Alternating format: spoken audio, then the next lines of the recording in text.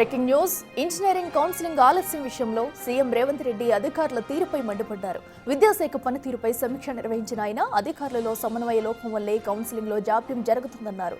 పాత ఫీజులతోనే కౌన్సిలింగ్ కొనసాగించాలని ప్రభుత్వం ఆదేశించినా ఎందుకు కౌన్సిలింగ్ ఆపుతున్నారని సీఎం నిలదీసినట్లు సమాచారం.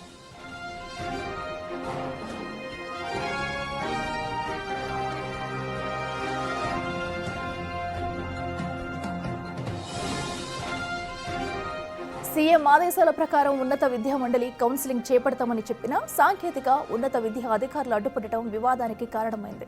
సాంకేతిక విద్యా అధికారుల ప్రమేయం లేకుండా కౌన్సిలింగ్ చేపడతామని విద్యా మండలి చెప్పడమే నేరంగా భావించడం తప్పని సీఎం హితబోధ చేసినట్లు తెలుస్తుంది.